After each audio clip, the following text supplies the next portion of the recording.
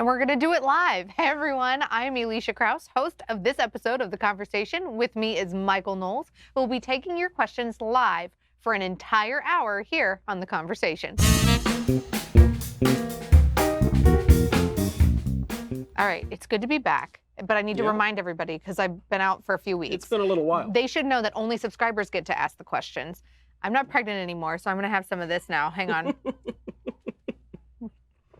Woo! As good as you remember it? As good as I remember it. By the way, hopefully that will make Michael more interesting in his answers. Yeah, well, that he it's gives. going to get more and more interesting as the show goes on. It's a two-finger, is that what that's called? Yeah, something like that. Alrighty.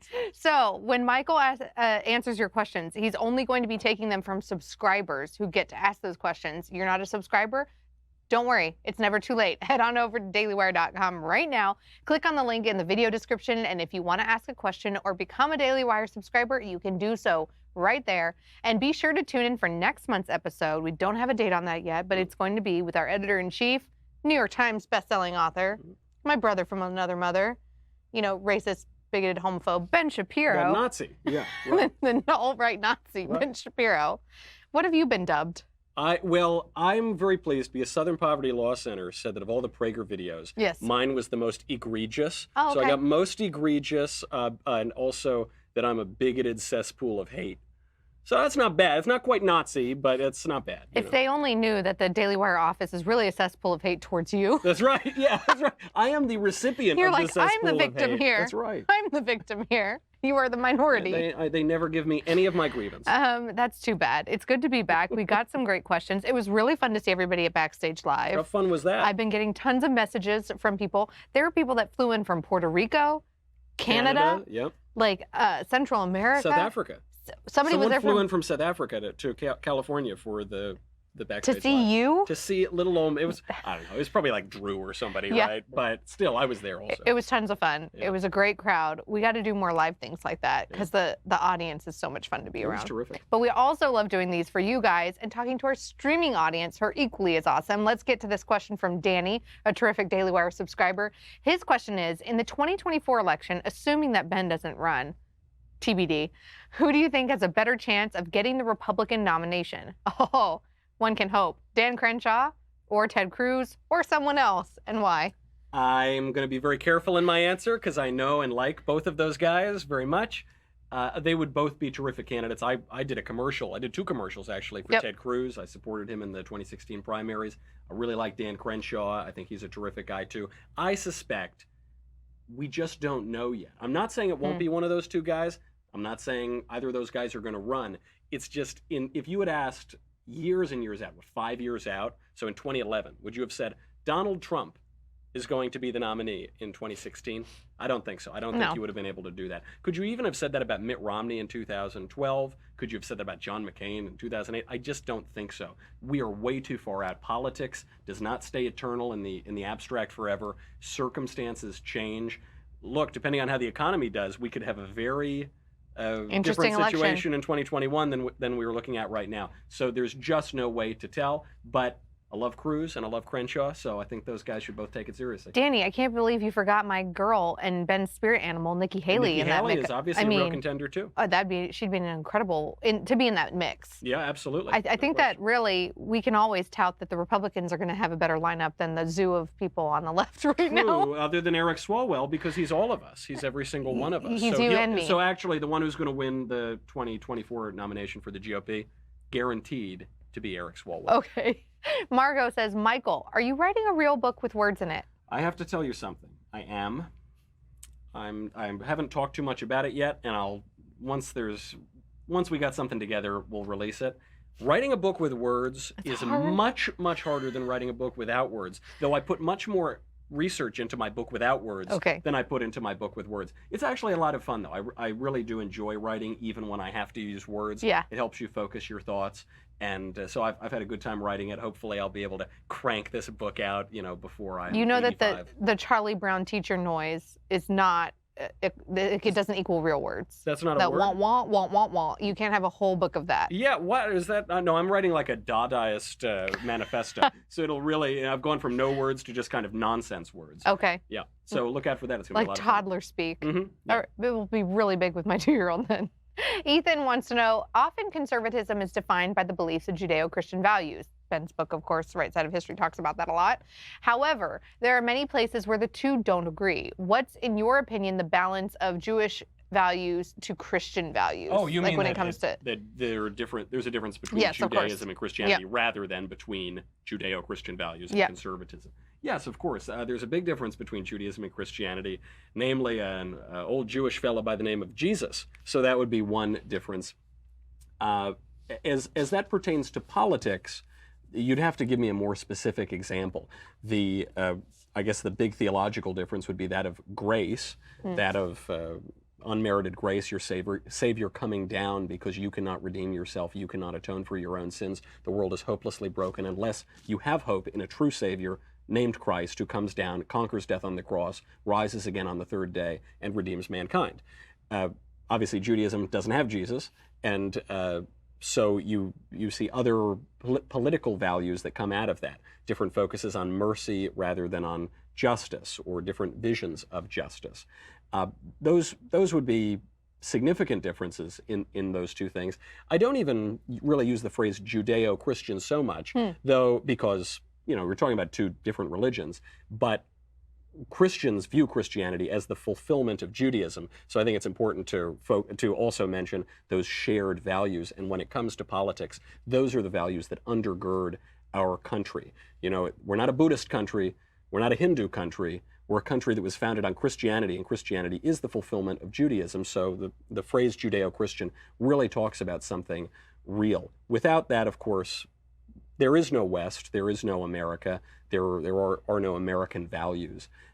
So I think politically the reason people don't talk about the differences very much is it just doesn't have very much bearing on the country. Or the major, other than the Messiah, who we believe is the Messiah, like there aren't enough glaring differences, is what you're saying. Well, it would be, you wouldn't say like the Hindu Christian values, because those are just simply utterly different visions of the world, whereas Christianity is Judaism, enfleshed. Christ comes down as the Jewish Messiah.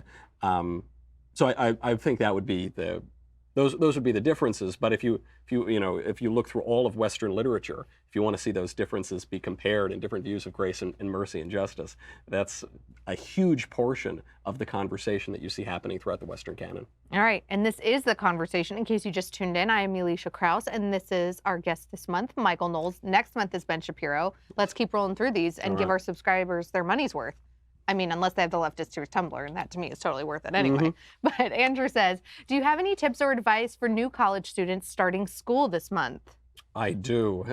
Depending on what you're majoring in, either engage in all of these political ideas and be out there and do exactly what I did and really refine your political views in public, in conversation, or if you want to get a job, keep your head down, because there's a vindictive climate right now, both at the academy and in corporate America.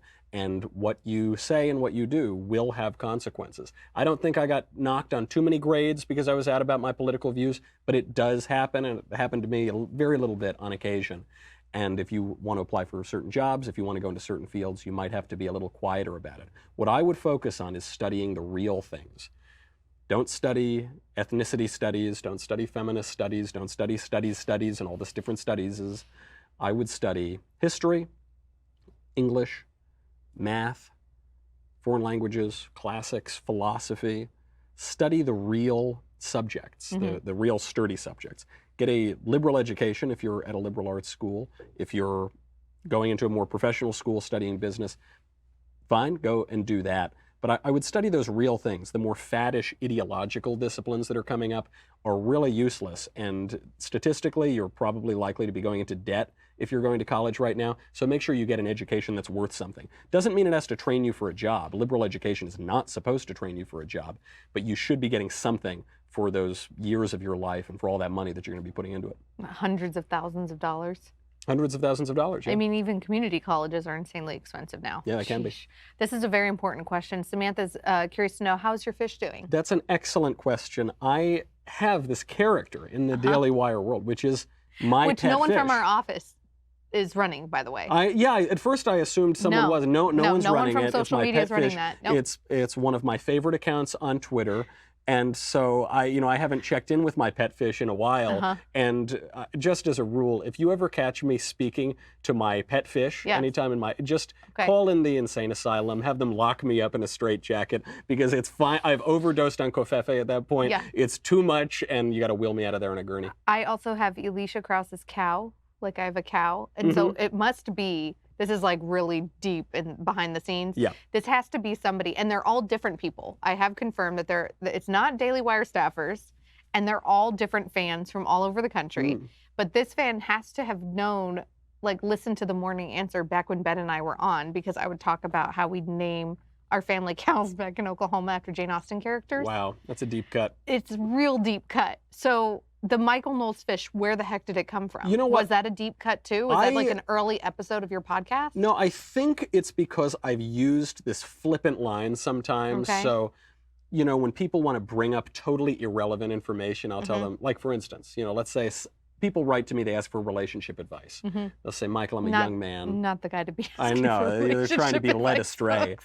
They'll say, Michael, I'm single, and I really like this girl, and I asked her out, but she said she has a boyfriend. Yes. So what should I say to her? And I said, well, you should tell her that you have a pet goldfish, if we're talking about things that don't matter at all, and then you should go take her out for a drink. This, I think, is the origin of my pet fish. Okay. Although, one can never be sure of your imaginary pets on the internet. Can my pet fish please tweet, or your pet fish tweet my cow to let us know that would be great. Where this deep cut came from? And it is a good Twitter follow, for sure. Much better than Michael. But, all right, Ezra says, Michael, who do you think will be the Democratic candidate? This was one of the questions I think that we covered at Backstage last week. It will, every day I guess it could change, though it does seem to be going in the direction of Liz Warren. A lot of us called that Joe Biden was a weak candidate for a few reasons. One, he doesn't have all of his marbles. He's losing it. He's going senile. I don't even mean that just to throw bombs. I mean, the guy can't string a sentence together. He runs out of steam at all of these debates. Two, he didn't have many marbles to begin with. He's always been kind of a doofus. He dropped out in the late 80s because he lied about his law school record. He plagiarized a speech. Then in the 2008, he ran and no one cared. And he only became vice president because Obama really, really, really didn't like Hillary Clinton. He didn't really do anything when he was in the Senate. He passed one bill, which was pretty good, the crime bill. Now he has to run away from that. He's just kind of like... He's run away from a lot of the stuff that he did when he was in the Senate. Yes, he's kind of like nothing. And so Kamala Harris has been weak. I thought she had a really good chance. She's just not good at retail politics. She's not likable. She, too, is running away from her record as a prosecutor. Yeah. So if you're going to run away from the only thing you've ever done, why would someone vote for you? It seems like by default right now, Liz Warren seems to be the one surging. New Monmouth poll just out today shows that Biden's down 13 points according to that poll. So things are really not looking good for him. It's hard to see how he turns it around. Whereas Liz Warren, she's unlikable. She's got that horrific voice. She lied about her ethnicity for 30 years. She's got a hoo-ha, and they want a woman in the White House. So if Kamala ain't gonna cut it, she's a little more interesting than Kirsten. Oh, yes. That's what they do. And Warren, it's all identity politics. True. And Warren is really smart, is the other thing. People should not underestimate her intelligence. Ben has said this because she was a professor when he was at Harvard Law. That's right. She's a Harvard Law professor. I mean, she's really sharp. She's sharp enough to steal all of Bernie's plans for everything. And she doesn't make as many mistakes as some of the other candidates. So, if I were a gambling man right now, I think my money would probably be on her. I have to say about Kamala, too, I think that she does well in the bubble that is California politics. Yeah. But she doesn't have that appeal outside of those, outside of our borders. I think, if she ran on her career as a prosecutor, I think she's also very smart. I think she's willing to do anything to get ahead. Let's leave it at that. And I think she's, she checks all the intersectional boxes. So I think she could have been a good candidate. She's just so terrible in person that she's allowed Liz Warren to jump ahead of her. Boring meets boring, and somehow one came out on top. That's right. All right. We'll have to see what happens. Etan wants to know, would you consider visiting Israel in the future, probably or possibly as part of a speaking tour? I would absolutely love to, though I don't want to go with Rashida Tlaib or Ilhan Omar. I want to avoid that. Then you wouldn't be able to get in. Yeah, I don't want to go with Mifta. I don't want any part of that. But I would love to go to Israel. It's a great dream of mine. Have you never been? I've never been. I would love to visit the Holy Land. And the first chance that slave driver Shapiro lets me out of my broom closet, I would really be delighted to make it over there. It's certainly on my list of toward the top of my list of places I want to go visit. All right, Arun says, Dear Dr. Kofefe, what Western philosophers do you think should be taught in public school, and who should be booted to make room for them? I don't think any philosophy is taught in public school. Yeah, like I don't know what public school you're going to, Yeah. but good job. I had one excellent teacher in high school who taught an elective philosophy course. Wow. But that was In a public exception. school? Yeah, public school. Wow. But he was the exception, not the rule. Okay. If you only had to do one or two, if that was all you could fit Mm-hmm. in, it certainly would be Aristotle or Plato. I mean, that would Yeah. just if you The could basics. teach right, if you could teach Aristotle and Plato, that would so correct some of the many of the academic problems that you see. There are many other philosophers who should be taught, or theologians as well, or people who kind of blur the line, like St. Thomas Aquinas. That would be great to do that. We tend to have this focus on the Enlightenment philosophers, just in America and in this world, but I think that's kind of a mistake. There are other great philosophers dating back to antiquity, and we should probably read them. We should also probably read the ancient historians like Thucydides. I think that would correct a lot of educational problems. And then most importantly, we should read the Bible in school. This is not my theocratic fascism like some of the leftists want to call it. You Bible thumper. I'm not a Bible thumper. That's not what I'm saying. I'm just saying it's the most important book that has ever been written, and it singularly shaped Western civilization. And the whole rest of the Western canon that you read after that makes no sense if you, none of it makes any sense if you are not biblically literate. So the fact that we don't teach the Bible in school because of some stupid Supreme Court decision 50 years ago to appease some aggrieved atheists is just absurd. I mean, it is not possible to have a serious education if you haven't read the Bible. And so even before the philosophers, I would say we need to get some biblical literacy back in schools as well. So here's a follow-up question to that. Would you say that the average American that, might be middle class and just work a 9-to-5 job every day should read all of the things that you said? Or do you think, because you and Andrew Klavan have defended, when Jeremy and I are kind of like anti-college. Yeah, well, I'm a pro-liberal dropout. education. A lot of colleges screw that up. And you're very pro-liberal education. Drew talks about this a lot. Of course, he spent a lot of time, at Oxford and in England, and has a love for old history and all that stuff. Do you think that that's something that is only for the elite educated people, or do you think that is the philosophy for everyone? Well, college is not for everyone, and these days it's probably for no one. But in 1940, 1945, I think we had about 5% of Americans graduated from a 4-year college. Now 60% of high school seniors are going to go on to a college. Many of them won't graduate. They'll go into debt and not graduate. But I don't think that liberal education is necessary, or a 4-year liberal arts college is necessary for everyone. I suspect there were a whole lot of farmers in the 19th century who knew a whole lot more about our Western tradition than graduates of Yale, Harvard, Stanford today. And the reason for that, there was a study from ISI, the Intercollegiate Studies Institute, 2007, so it's almost certainly gotten worse, and it showed that seniors graduating from the best colleges in the country, or at least the elite colleges, knew less about their history and their civics and their government than the freshmen who were coming in. They somehow became more ignorant during their time in college. So I don't think that everyone should go to college. I think many fewer people should go to 4-year liberal arts colleges.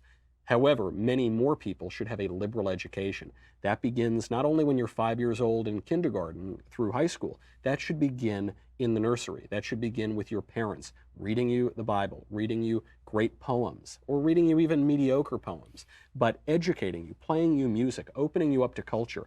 I was in a room with my priest in New York on his birthday party, and at the end of the night we were playing a Chopin nocturne.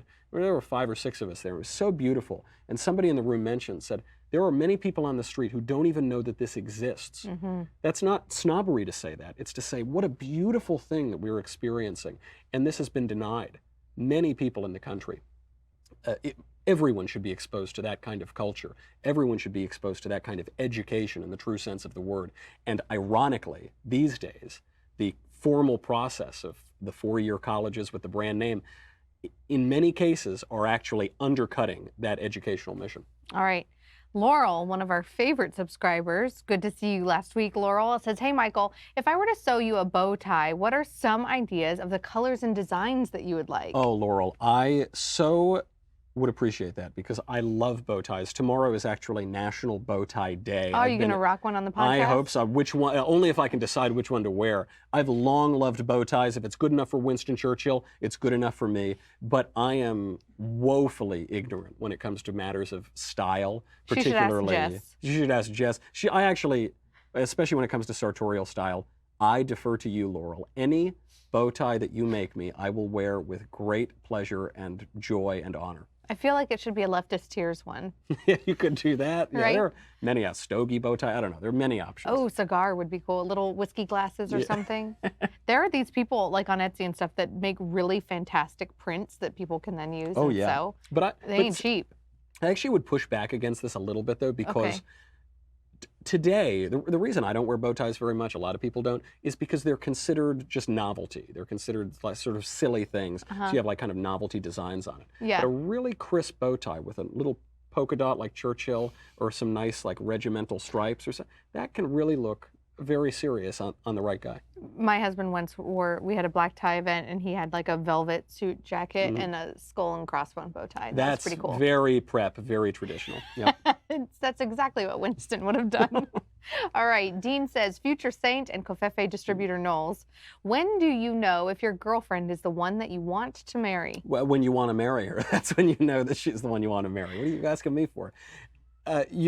Look, I think people should get married younger. I wish I got married. I got married at 28. I wish I'd done it younger. Marriage is so great. I mean, being in LA, you're from New York. Oh, I know. I was like a child practically compared to what people get married these days. And I wish I had done it years earlier. Marriage is great. Everything people tell you about how you should wait and marriage is terrible and that's all bunk. It's total BS. When you get married, you are committing to something, to someone, and to say that you are now ready to be a serious person in society, in civil society. Very often now, look, I married my high school sweetheart, so that is not going to happen to everybody. But when I hear people talk about relationships and marriage, they'll say, oh, well, does she check this box? She checks this and this and this, but she doesn't quite agree with me on this aspect of tax policy. So she's dead and I got to swipe right and I got to go find someone else. We're really They show that on Tinder? They do, yeah. Then I would have signed up, if I knew that. They're taking the romance out of it. They're taking the joy out of it. I mean, dating is fun, and marriage is fun too. There's this idea, especially since like the 70s and 80s, that conservatives are the eggheads. We're the accountants. We're just tallying up taxes and entitlement programs and all this stuff. And the leftists, they're the ones pulled by great romance. The exact opposite is true. Leftists are the ones tabulating in this utilitarian way the exact price of every aspect of human life. They know they're like cynics. They know the price of everything and the value of nothing. Conservatives do have a sense of romance. I mean, Edmund Burke, the sort of first modern conservative philosopher, was an aesthetic philosopher. He wrote about beauty. He was a proto-romantic. All the romantic poets that came afterward were disciples of Edmund Burke. And so should we be, conservatives. So here's how you should know. Here's how you should know if you should ask a girl out. Is she cute? Do you like her? Does your heart go pitter-patter? Then go ask her out and go get a drink. Here's how you know if you should lean in for a kiss. Do you want to kiss her? Lean in for a kiss. See if it happens. Hopefully she says yes. Not the hitch rule? Yeah. The 90-10? That's I mean, there are all these different. No, now these days you need like a notarized consent form to even like shake a girl's hand. Make sure you have a lawyer present. Right. Make sure you got a lawyer present. And then how do you know if you're ready to get married? I don't know. Is she a great girl? Do you want to have a good life? Do you want to be an adult? If you like it, then you should put a ring on it. Yep. And I think that there's so much too, especially for men. I mean, speaking of Judeo-Christian values, that you change or you should change in your maturity level when you do get married and you have that responsibility. Even in my household where we're double income, right? We both work. There's still a level of things are different for my husband because he is the head of the house. Yeah. And like there's that responsibility. And then even more so when you start to procreate and be fruitful and multiply, which is what we're trying to do. Because just had third kid, and I'm like, maybe we could do a fourth. Because I gotta you have like 3 kids a year. I don't know how you do it. I have to repopulate California with conservatives. This is true. One time I was working for Mitch Daniels on the campaign to try to draft him for president, and he came and we said, how are we going to save the country? How are we going to do it? We got this crippling debt. Education has fallen apart. We got to fight all these elections. He said you can beat the left either at the ballot box through these really gritty, tough political campaigns, or you can out-reproduce them, and the latter is a lot more fun. Rick Santorum once told me backstage at CPAC that I appeared to be a good mother, so I should have 8 more. And I was like, is that to have conservatives take over? And he's like, yes, this is my plan. Yeah. He's like, what do you think Catholics and Mormons do it for? That is great. That's very sex positive. You know, the left says that we're not sex positive. Yeah, apparently rich, like, white men are supposed to not want me to do that. That's right. Because they want to shut me down, and it's not my body, not my choice. I don't know. I'm sure there's some Handmaid's Tale people that will watch and say, well, that's them telling you how to use your body and not giving you the freedom to. How dare they? But I also make cute kids, so. You make very cute kids. And you got to get on that parent wagon. I know. I got to start working on it. We got to yeah, and ask the girl out. Ask the girl out. Yeah, just man up and do it. Come on, do it. Come on. Do it. Be a man. You're gonna. It's like that scene when Johnny Fontaine in The Godfather. I've never seen it, which is why I said Fredo wrong last week. I know. Well, I'll give you a glimpse into. I wasn't sure if it was Alfredo, and I didn't want to be racist and say like Fredo, like Alfredo, because that's what was in my head. That's our word. And I said Fredo, and everybody was like, ugh. So there's a scene in The Godfather. Johnny Fontaine is the singer. He goes up to Don Corleone. He says, he's the main guy, right? Don Corleone is Marlon Brando. Okay.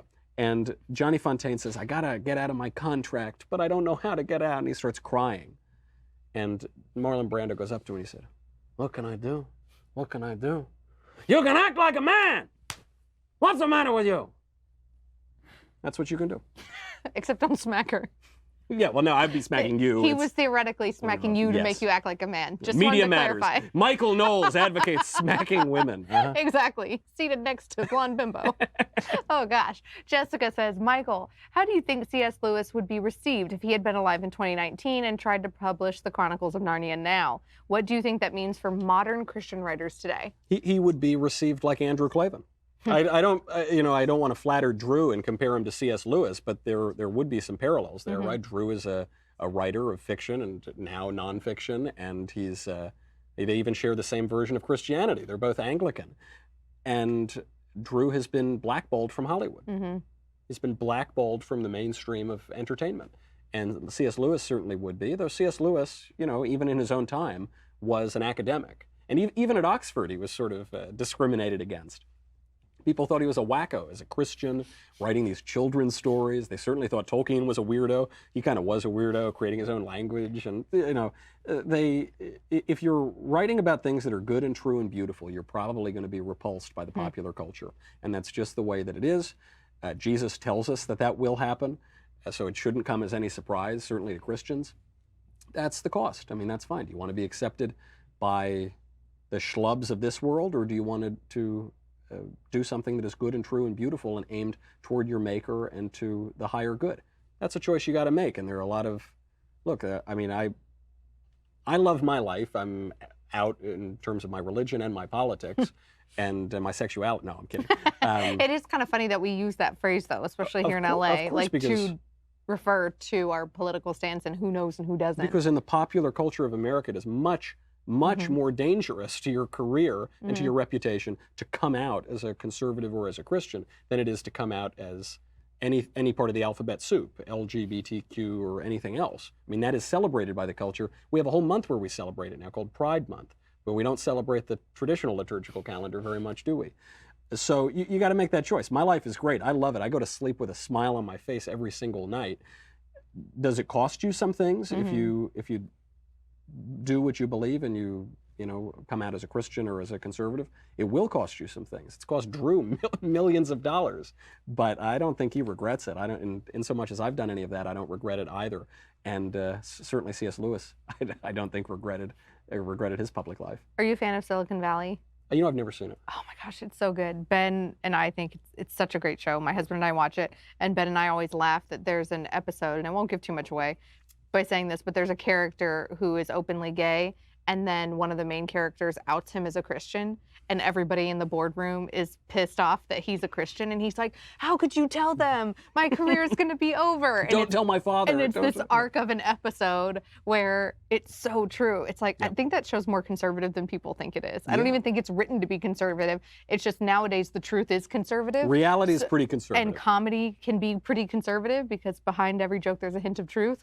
So watch. I think you'd like the show. I got to check it out. And that episode, I just harken back to that, man, when we have conversations like this, because it's so true. Yeah. All right. Corey says, Michael, how do we get you, Ben, Andrew, or Matt to come to Denver? I know it smells like weed here, but there are many conservatives that would love to see more conservative speakers come to Colorado. I'm only going to go to Denver for the pot. I mean, that's the big. They have good beer and pizza draw. too. Okay, I like those things. Yeah, that's true. Unfortunately, I'm not going to be stopping in Denver. I did just learn, though. We announced my YAF college speaking tour. You got some fancy schools on that lineup. We got some great. So I'm going back to my old stomping grounds at Yale, which is they're probably going to tar and feather me, send me back on the Metro North to the city, and ask for your diploma back. They're gonna take my diploma back. That's guaranteed. I'm going to hide that before I go. I'm going to GW in Washington. They're trying to take away Washington as the mascot of George Washington University. Are they going to change the name? Yeah, I know they should. Look, Yale changes all these names too. So Elihu Yale was a slave trader. You think they'd change that at some point? Lord have mercy. Going down to Florida, down to University of Florida. Yes. Going to Atlanta. I'm going to Ohio. I'll do USC in Southern California, Yep. and I'm going to Kentucky. So we're gonna be all around. Unfortunately, not Denver, but hey, put in a request through Young America's Foundation. Maybe I'll get to go next semester. That would be amazing. Yeah. And you get a whole tour this year. I so know, official. It's going to be so fancy and fun. And hopefully I won't get squirted by like weird chemicals on my loafers bleach again. or anything. Yeah.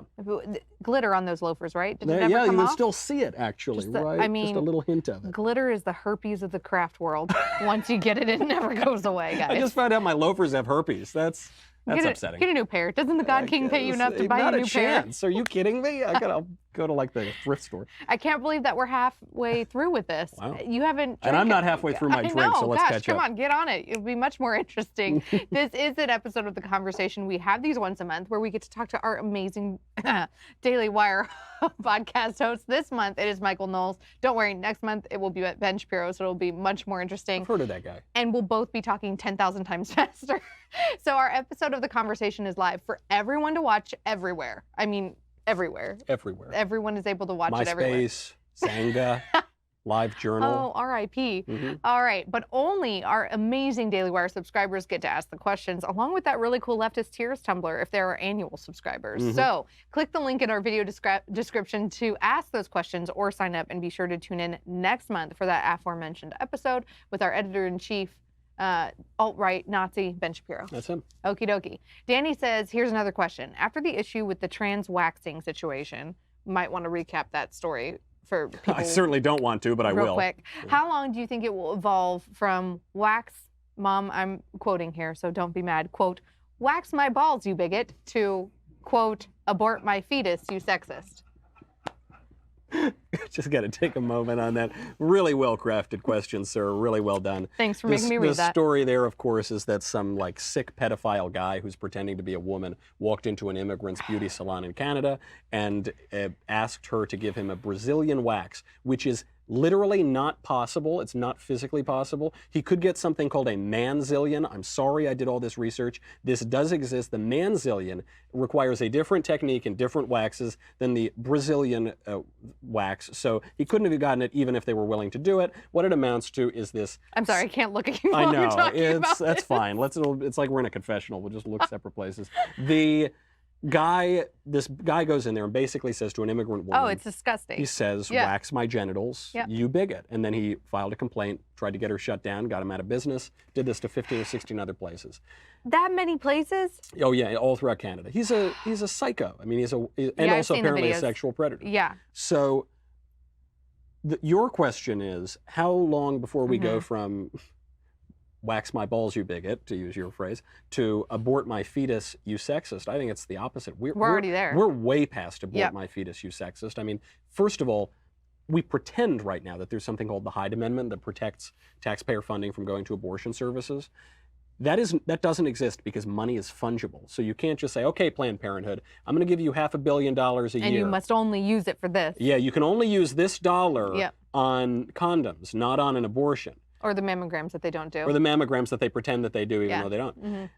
But money is fungible. You have money, right? You have a pile of money that's tangible. Then you put it into an ATM, and then you have money in your bank account, and then you get out different money. You don't get the same bills. Money is fungible. So we are already paying for abortions. And just this year, just in this presidential election, virtually every major Democratic candidate has endorsed explicit taxpayer funding for abortion through the explicit repeal of the Hyde Amendment, up to and including Joe Biden, the alleged old statesman, the alleged moderate in the race. Who's had to apologize for his support for the Hyde Amendment. That's right. Who had He's to just apologize apologizing before. for everything. I mean, as he should. He's got a lot to apologize for. That's the culture we live in. Ernest Hemingway describes going bankrupt as it happening gradually, then suddenly.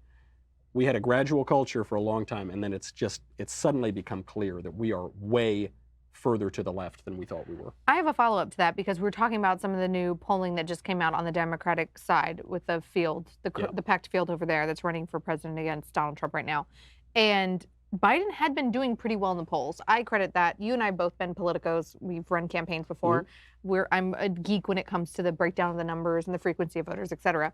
I do wonder, based on your answer just then, it kind of triggered a thought that Joe Biden has dropped in the polls since he started apologizing for everything that he's done in the past. Yeah. But Elizabeth Warren is increasing, and she's got some pretty cuckoo leftist ideas.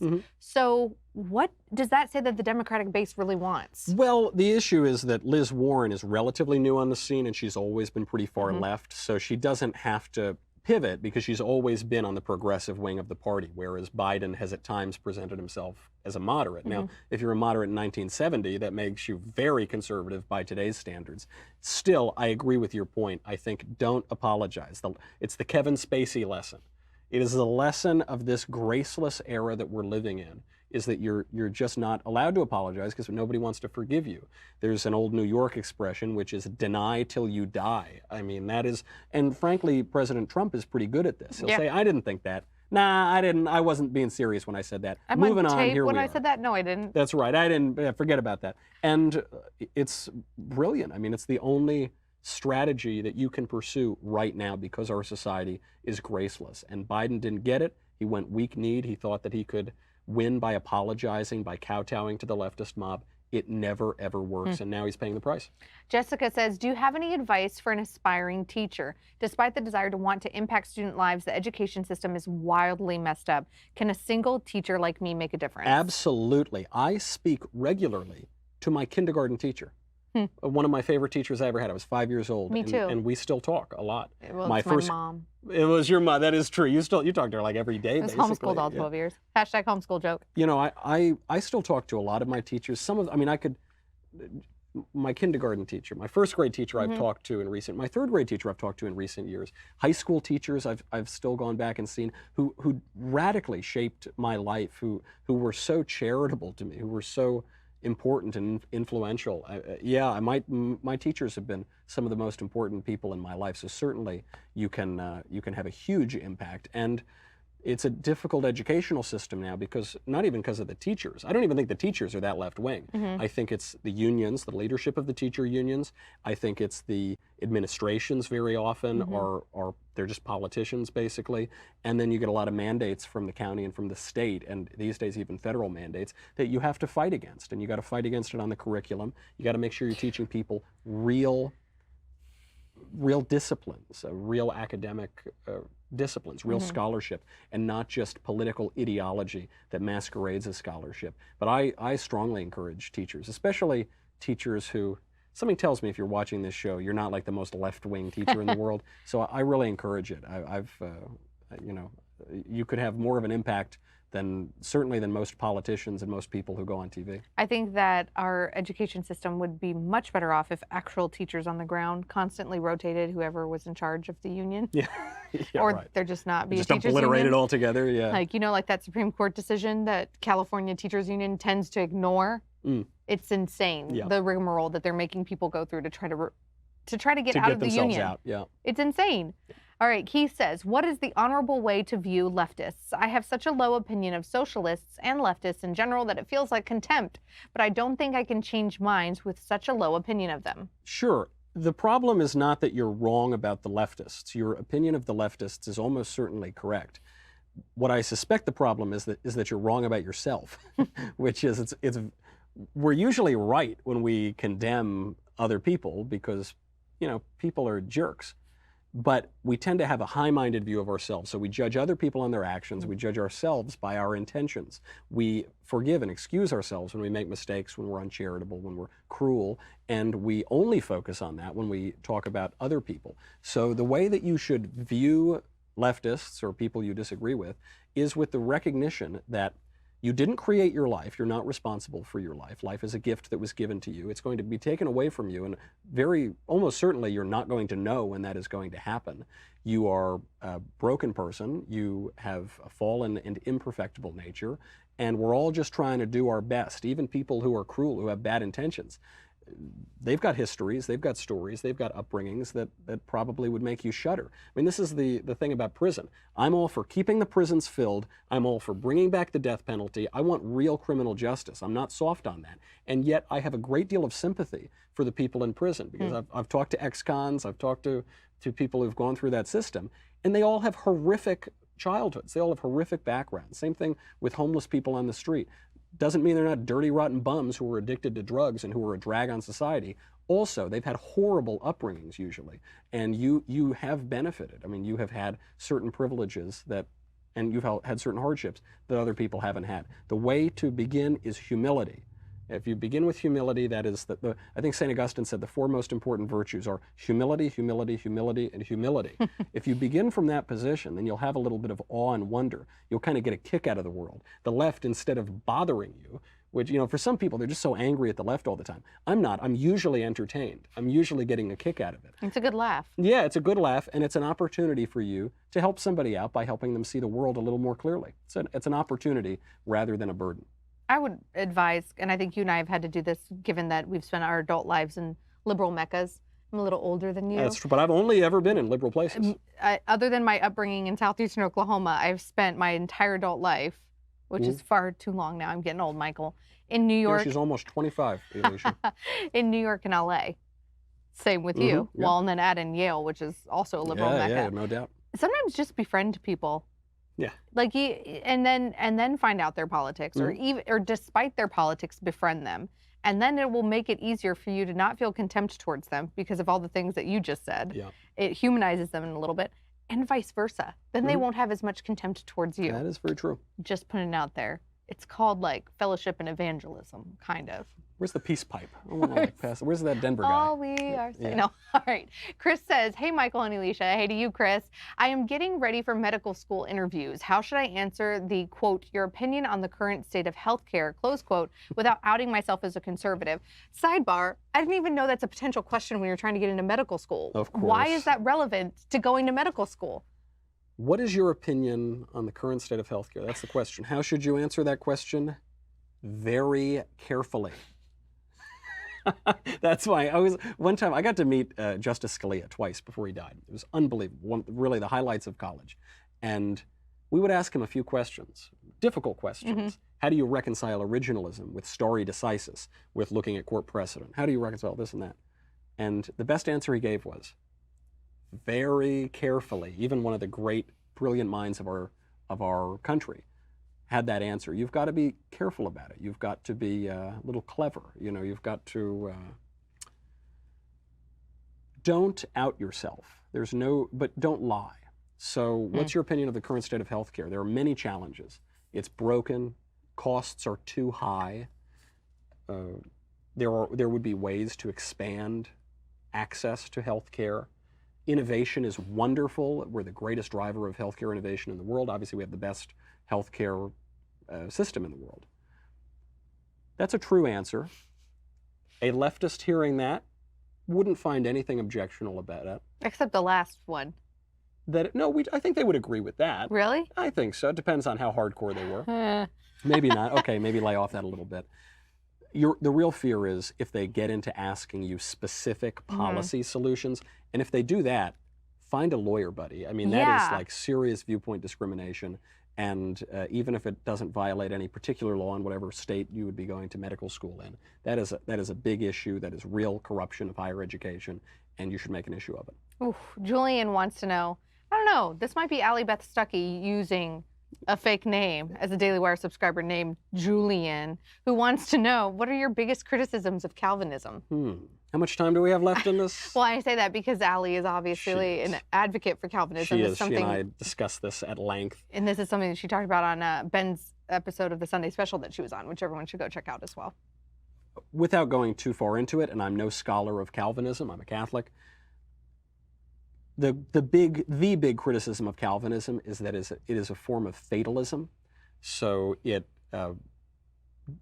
denies the will in many ways, and it sort of surrenders humanity to a sort of mindless fatalism.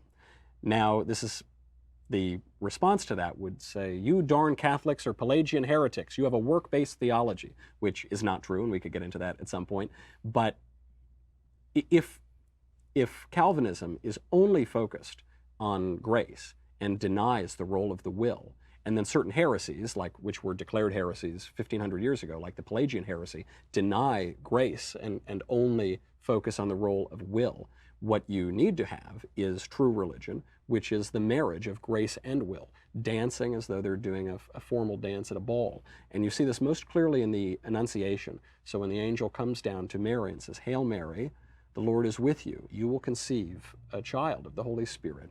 And then all of heaven holds its breath, because the angel waits and Mary says, I am the Lord's servant, his will be done. So that God comes all the way down the mountain. All of grace is there in that scene. And yet, so is Mary's will, and Mary assents to God's will. And we may turn away from God's will. We may turn away from our own salvation. That is for us to do. And this is denied by certain more modern Christian iterations, including Calvinism. And so that would be, I think, probably the most glaring error. All right. Ezra says, would you be friends with someone who had an abortion? I am friends with people who have had abortions, multiple abortions, and multiple people who have had abortions. Christians, and I'll even expand that to the whole pro-life community, who tend to be conservative at least.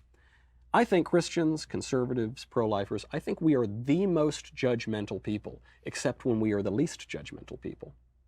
I had a guy, I barely knew him, we were kind of pals in college, but we weren't close at all. Hadn't spoken for years and years and years, not after really freshman or sophomore year.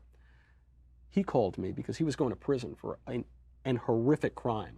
I won't even go into it here. Like the worst crimes you can possibly imagine. I said, why are you calling me?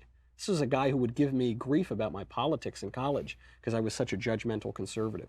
And I've thought about that. I said, why is he calling me? And I think it's because we are very judgmental. We have judgments about the world. We think about the world. We think about morality. We think about virtue. We think about human action. We spend a lot of time thinking about them.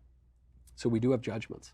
And yet, because we spend all that time, there also comes the wisdom of human brokenness, human frailty. There but for the grace of God go I. People I know have had abortions. There but for the grace of God go I, either as the baby or as the mother. Women I know who are racked with regret and grief because of what they did. I have a friend in New York, unbelievable Christian guy, born again, goes to daily mass. He's a born-again Catholic. Usually we say born again and it refers to evangelicals. When you're my people, evangelicals. Yeah, but he's a born-again Catholic who goes to mass every day, wears an I Love Jesus cap. And this guy was involved in crime, serious crime, like kill people kind of crime. And he pointed out to me, St. Paul was a murderer. If St. Paul was a murderer, persecuted and killed Christians, and he becomes the apostle, such the apostle that he's just referred to as the apostle, then certainly there is redemption for women and mothers who have had abortions.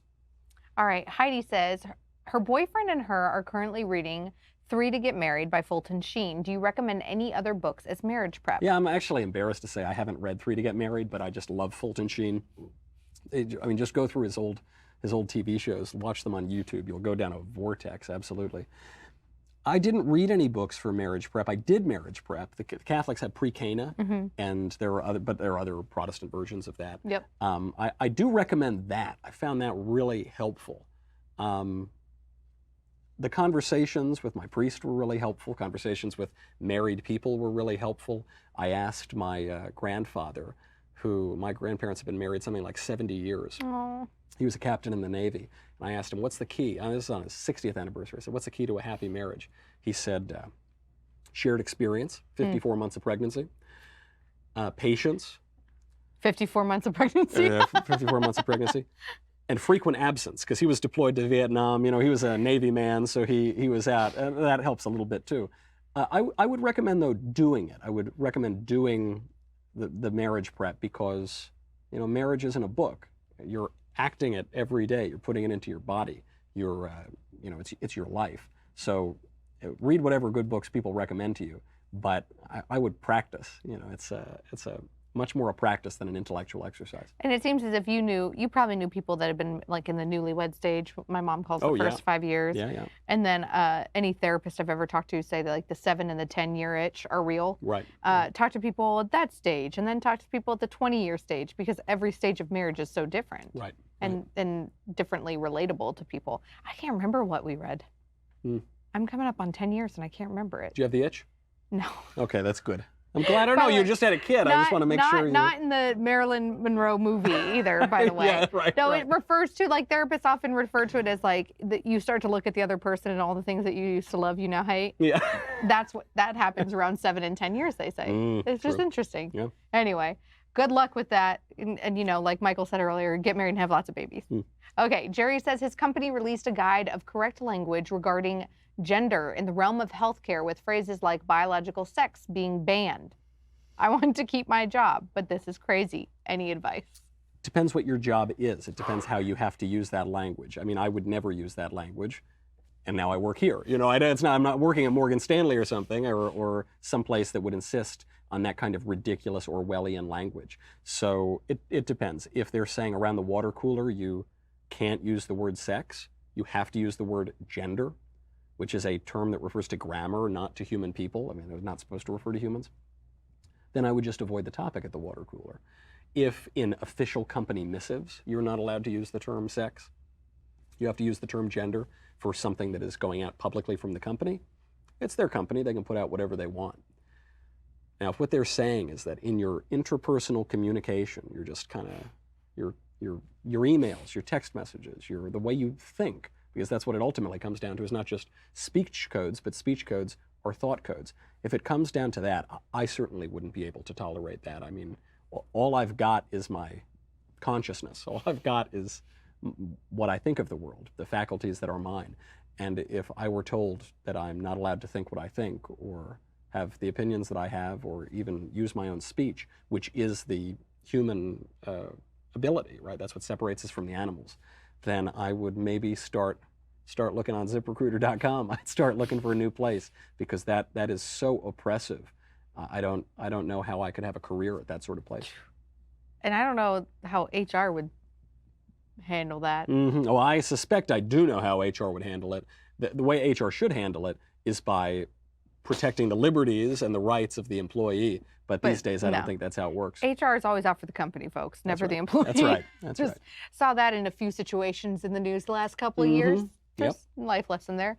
Joel says, traditionalist Knowles, and welcome back, Elisha. Thanks, Joel. It's good to be back. Why do so many conservatives emphasize 2A and disregard 4A, mostly with regards to encryption backdoors, both Republicans and Democrats looking, and warrantless cell phone searches? We had this incident after San Bernardino terror attack where the FBI, I think, wanted to have backdoor access to the phones. To the iPhone, yeah. And Apple said, no, absolutely not. We're not doing it. And Apple made the right decision. I mean, the minute that Apple says that they're actually going to open up the privacy for people who want to snoop in from the government, you have no consumer confidence in that product anymore. So I think they made the right decision. The Fourth Amendment is a little tricky, though, because, you know, while it does protect certain rights to privacy, it doesn't protect some sort of general privacy. And what does general privacy even mean in an age where we put everything that we say and do and think, and every photo that we, you know, every moment of our lives is put into the public on the internet? I think that's a little bit why. The Second Amendment is very clear. From the conservative coalition perspective, don't forget, the conservative coalition is diverse. It includes traditionalists, which probably I fall a little bit more in that camp. It includes libertarians, at least last time I checked. It includes the religious right. It includes the neoconservatives. It includes more populist types. all of whom have very different ideas from one another, they all basically agree on the guns. They all basically agree we have a right to protect ourselves. We have a natural right to protect ourselves, comes from natural law, and the libertarians wanted to just all, we have a traditionalist inherited right to guns. So that one's pretty easy. But what privacy means precisely is highly contested among those different branches of the conservative movement. And I think that's why where you might get someone like Rand Paul or Mike Lee or generally the libertarians to talk on and on and on and on about that Fourth Amendment, the other parts of that coalition are just less interested in it. Or wide-ranging in their opinion. Right. Like one of them is the search and seizure part of the Fourth Amendment, and how previously, even if you were under investigation, they could come seize your assets. And that is so disputed on the right. I was very surprised by lots of lawyer friends of mine when that decision came down. However, I was like, oh wow, I didn't expect that opinion of you. Or the right to pornography. You know, now, pornography is everywhere. It is completely ubiquitous. It is, with the advent of the internet, it went onto every computer, and then nobody's ever going to talk about it. This is like the silent epidemic in America. And virtually every libertarian I talk to says everyone has a right to view whatever pornography. It's crazy to criminalize pornography. And then most conservatives I talk to, or traditionalists, that ilk, or religious right, say absolutely there's no right to pornography. Pornography is awful. It harms the people who do it. It's incredibly tempting. I mean, it is like the great temptation. So even people who oppose it will look at it. Get rid of it. Just ban it. Totally get rid of it and block it. And that's a legitimate disagreement on the right. And it largely comes down to first principles. And I don't know that you're going to reconcile the traditionalists to the libertarians on that issue, or even some others. Right, we're in the final countdown. So if you are a subscriber, get your questions in now. Head on over to the chat box at dailywire.com to enter your question, or become a subscriber. If you become an annual subscriber, then you get this awesome Leftist Tears tumbler. Which, did you love Tumbly at Backstage? I so loved Tumbly. That's the name I've given our inflatable Leftist Tears tumbler that we made name. Some poor intern will run around in all night. It is the perfect name. If you were not at the Daily Wire Backstage, we had that thing must have cost like thousands of dollars. It wasn't bad. Okay, well that's good. But I don't care if it cost $20,000. It was worth it. Giant inflatable tumbler fighting a giant inflatable Crowder mug with a giant inflatable stogie. It was the highlight of the night, as far as I'm concerned. I think it's over on the Daily Wire Instagram page. You got to go check it out. People have to go check it out. But then you also get to ask a question. Yeah. So become a subscriber today. This question comes from amazing subscriber Daryl, who says, "Dear Sir Maddow, from a Catholic perspective, do you believe that there is a point of no return wherein God decides that he has had enough of a person sinning and ceases to extend his mercies?" Well, for some people, I think, mercy would be ending it all right now. The sweet meteor of death might be a mercy to some people, in so much as, if you die in a state of grace, you get to go up to heaven. That's pretty good. Whereas for some people, a very, very long life doesn't seem merciful at all for people who are frittering away their life and end in sort of self-destruction. Certainly in the Bible, we see God losing his patience with certain cities, but this also is in part a function of human will, because when God is preparing to destroy cities, he'll say, all right, if I can find 40 righteous people, then I won't destroy it. You can't find those 40, can you? If I can find 20, right? If I can find 10 righteous people, but they can't because people get so rotten. So I'm not too worried about the sweet meteor of death. I have great love for providence. I have great trust in God and great faith. And Russell Kirk writes about this, the guy who wrote The Conservative Mind. And when in his read of Edmund Burke, he says that providence, the trust in God's plan, the trust that this world makes sense, is fundamental, essential to the conservative point of view. And even if you think that you're an atheist or an agnostic or something, just the idea that this world makes sense, there's a purpose. It's not just random craziness that doesn't mean anything, a tale told by an idiot full of sound and fury signifying nothing. Just that belief is essential to conservatism. And on the left right now, you see chaos, this idea that there is no sense to the world. It's not going toward anything. I always see these articles, a meteor hurled past the earth. Thank goodness it didn't hit us. I say, I didn't think it was going to hit us. It doesn't seem like it's our time just yet. That's a fundamental distinction. I'm not worried about that meteor of death coming and crushing us when we don't know the time or the hour. We don't know when it's going to happen, but when it does, I trust it'll be the right time. And I'm sure we'll see some sweet meteor of death 2020 bumper stickers like we did back in 2016. Guaranteed. Whoever came up with that is making some good money right now. This is our final question on this episode of The Conversation. This is our final question. I had barely any of my whiskey. Chug, chug, chug. That's what they say at Yale, right? I don't know. I'm a college dropout. All right. This question comes from Tyler, who says, I am a criminal justice and homeland security major. My professors in my criminology continue to push Black Lives Matter movement, and one is really pushing us to go to a BLM rally. Do you have any advice?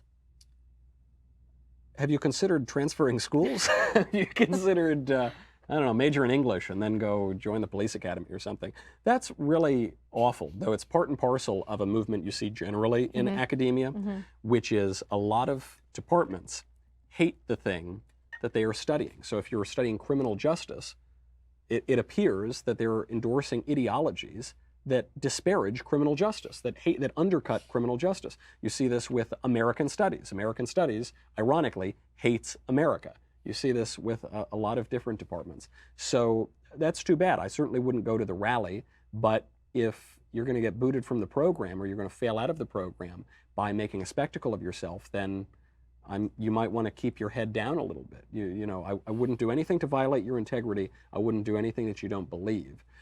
But you don't always need to showboat to prove that you're hardcore, that you really stand by your beliefs. You've got to be clever, innocent as a dove and wise as a serpent.